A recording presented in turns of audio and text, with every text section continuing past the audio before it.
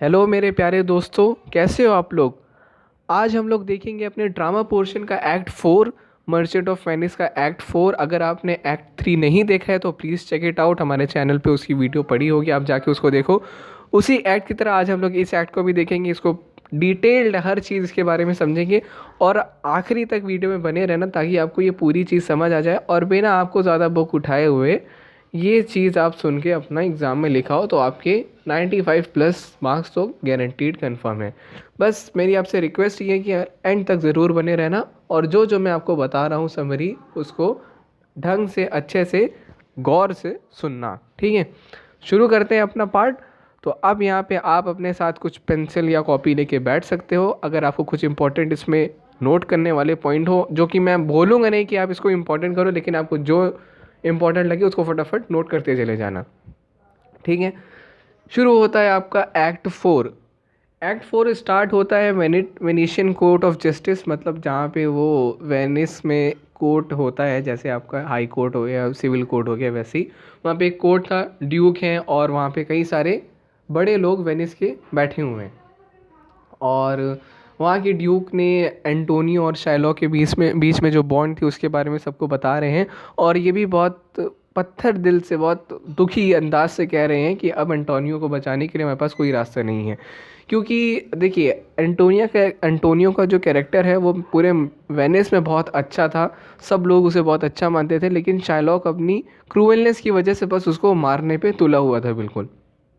और Duke Shylock से बोलते भी हैं कि तुम आखिरी बार अपना जो है इसको एंटोनियो को माफ़ कर दो, हम तुम्हें पैसा दे देंगे। तो बोलता है कि नहीं, मुझे पैसा वैसा नहीं चाहिए, मुझे बस इसका 1 पाउंड फ्लैश चाहिए।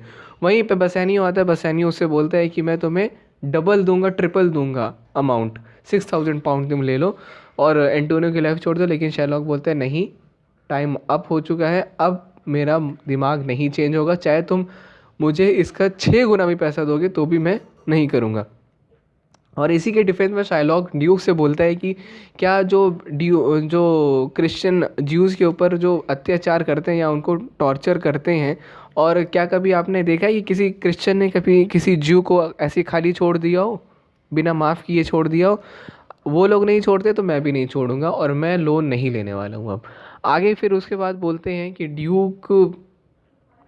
जो ड्यूक रहते हैं, ड्यूक मतलब पहले के टाइम में समझ सकते हो, आज के जो जज होते हैं वैसे ही ड्यूक हुआ करते थे। ड्यूक बोलते हैं कि डॉक्टर बेलारियो एक बहुत ही काबिल इंसान है और उनको मैंने बुलाया है इस मैटर को देखने के लिए, और मैं अकेले इसको देखने के लायक नहीं हूँ, तो थोड़ा सा हमको वेट कर लेना चाहिए और उनकी जो डिसीजन है, उनकी क्या राय है इस मैटर के बारे में, उसको हम लोग को देखना चाहिए। तो यहाँ पे फिर उसके बाद यहाँ पे आते हैं मतलब आपको मैंने पिछले एक्ट में बताया था कि नेरेसा और पोर्शिया वेनिस चले जाते हैं अपने आप को डिस्गाइज करके एंटोनियो और बसानियो के हेल्प करने के लिए। अगर आपने एक्ट 3 नहीं देखा है तो प्लीज़ उसको देखो, क्योंकि ये हर पार्ट इंटर रिलेटेड है, ठीक है।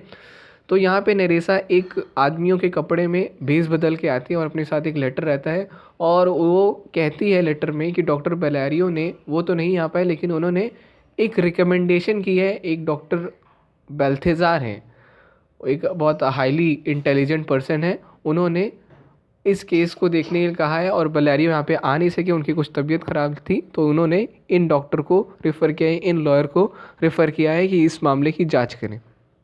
वो या नरेसा से ड्यूक पूछते हैं, जबकि वो लोग कौन रहते हैं, नरेसा एक आदमी के बेस में रहती है, वो रहती है नरेसा ही है। तो फिर ड्यूक बोलते हैं कहाँ है, उनको बुलाओ। तो फिर वो नरेसा बोलती हैं कि वो डॉक्टर बेल्थेज़ार आपका वेट कर रहे हैं, मतलब आपका परमिशन का वेट कर रहे हैं अंदर आने के लिए। तो फिर ड्यूक बोलते फटाफट उन्हें बुलाओ।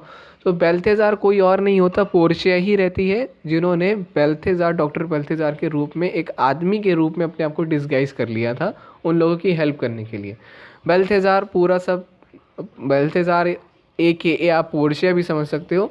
तो पोर्शिया एंटोनियो से पूछती है कि क्या ये ऐसा ऐसा था, क्या तुम्हारा बॉन्ड ऐसा था, क्या ऐसा ऐसा था। तो एंटोनियो बिल्कुल एग्री हो जाता है, बोलता है हाँ मेरा बिल्कुल ये था और मैं टाइम पे लोन नहीं दे पाया हूँ, तो फिर इस तरह मेरे साथ अभी ये सब हो रहा है। तो बेल्थेज़ार जो पोर्शिया रहती है, पोर्शिया शाइलॉक से बोलती है कि अभी भी तुम्हारे पास चांस है कि तुम इसको छोड़ दो और अपना अमाउंट ले लो, चाहे तुमको थोड़ा सा और भी लेना है तो भी ले लो। तो फिर शायलॉक बिल्कुल डट जाता है, बोलता है कि मुझे बिल्कुल नहीं लेना है, मुझे इसकी बिल्कुल छाती का 1 पाउंड फ्लैश चाहिए।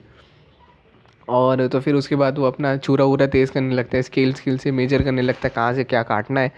तो उसके बाद वो पोर्शिया की जो अपील थी वो बिल्कुल बिल्कुल हार जाता है और उसके बाद वो चला जाता है। तो जैसे ही बस शार्लॉक एंटोनियो का मतलब गोश्त काटने वाला होता है, वैसे ही बल्थेज़ार बोलता है कि देखो तुमने बॉन्ड में लिखा है कि तुम चेस्ट का गोश्त लोगे, चेस्ट का मीट लोगे, और तुम एक भी सिंगल ड्रॉप ब्लड का नहीं गिराओगे, ये तुमने बॉन्ड में स्टेट नहीं किया है। अगर तुमने उसका फ्लैश काटते वक्त एक ड्रॉप भी ब्लड गिरा दिया तो फिर तुम्हारी पूरी प्रॉपर्टी इस वेनिस के पास चली जाएगी और तुम्हारी जान भी जा सकती है इस बारे में। तो फिर उसके बाद शार्लॉक समझ जाता है कि अब मैं यहाँ पे केस अपना लूज़ कर रहा हूँ, मेरा अब कुछ नहीं हो पाएगा। तो फिर वो बेसानियो से बोलता है कि लाओ मुझे पैसा दे दो। लेकिन पोर्शिया बोलती है कि नहीं, इसने कहा था कि इसको पाउंड ऑफ फ्लेश चाहिए तो इसको अब पैसा भी नहीं मिलेगा बिल्कुल। तो फिर वो बेचारा शार्लॉक बिल्कुल लाचार हो जाता है और उसके पास कुछ नहीं बन जाता, कुछ नहीं बचता है। फिर पोर्शिया उसको बताती है कि वेनेशियन लॉ के हिसाब से अगर कोई बाहर आपकी लाइफ के बारे में वो है, लाइफ के बारे में अगर आपके खतरा है, तो उस आदमी की, जैसे शार्लॉक यहाँ पे केस था, तो शार्लॉक की आधी प्रॉपर्टी उसके पास जाएगी, मतलब एंटोनियो के पास, और आधी स्टेट ऑफ वेनिस के पास चली जाएगी। बाकी एंटोनियो के ऊपर है वो क्या उसका करे। तो फिर वो फिर बोलते हैं कि और इसकी लाइफ भी आपके हाथ में है कि आप इसको पार्डन करना चाहते हैं या इसको फांसी देना चाहते हैं या फिर इसकी लाइफ इम्प्रिजनमेंट करना चाहते हैं। ड्यूक माफ़ कर देते हैं, शायद एंटोनियो भी माफ़ कर देता है, और लेकिन एंटोनियो बोलता है कि मेरे नाम पे जो इसकी प्रॉपर्टी आएगी वो जेसिका, इसकी बेटी और लॉरेंजो को दे दो, मुझे कुछ नहीं चाहिए। लेकिन एंटोनियो उससे बोलता है शार्लॉक से कि तुम्हें क्रिश्चियनिटी में कन्वर्ट होना पड़ेगा और अपनी पूरी प्रॉपर्टी लॉरेंजो और जेसिका को देनी पड़ेगी जब तुम मर जाओगे। शार्लॉक बोलता है मुझे अभी मार दो, मुझे नहीं ज़िंदा रहना। बहुत बिल्कुल डिस्गस्टिंग फील करता है, बिल्कुल उसके साथ काम नहीं हो पाता, वो बिल्कुल हड़बड़ा चुका होता है, वो बिल्कुल लूज़र जैसा फील कर रहा होता है। फिर यहाँ पे डॉक्टर बल्थेज़ार बोलते हैं, आते हैं, फिर सब उनका शुक्रिया करते हैं, बहुत सब उनकी तारीफ़ करते हैं वही पोर्शिया की, कि बहुत इंटेलिजेंट थे, बहुत सही थे। फिर उसके बाद जो पोर्शिया रहती है वो बोलती है बसेनियो से कि मुझे पैसे वैसे नहीं चाहिए, जो तुम्हारे हाथ में रहेंगे ये मुझे चाहिए। जबकि पोर्शिया से बसेनियो ने प्रॉमिस किया था कि कोई भी कीमत पे तुम ये रिंग नहीं दोगी, लेकिन यहाँ पे बसेनियो अपनी रिंग उतार के दे देता है। ऐसे ही नरेसा कुछ करती है ग्रेशियानो को टेस्ट करने के लिए, और सब वहाँ से फिर चले जाते हैं। यहाँ पे होता है आपका सीन एंड। होप आपको अच्छे से समझ आया होगा। एक्ट 3 में मैंने राइटिंग टिप्स बताई है कि कैसे एग्ज़ाम के पेपर में आपको किस हिसाब से लिखना है कि आपके ऑलमोस्ट 95-96 नंबर आ जाएं बिना किसी दिक्कत के। अगर आपको उस सारी टिप के बारे में जानना है तो please check it out over act 3 merchant of Venice video, उसमें आपको हर चीज़ पता लग जाएगी। उम्मीद करता हूँ कि यहाँ तक आपको अच्छे से समझ आ गया होगा। मिलते हैं अब अगले नेक्स्ट एक्ट पे, जो कि एक्ट 5 है, और तब तक के लिए अच्छे से पढ़ाई करते रहो और अपनी प्रिपरेशन करते रहो, क्योंकि अभी एग्ज़ाम बहुत दूर नहीं है। ठीक है मेरे साथियों, चलते हैं। Take care and bye bye.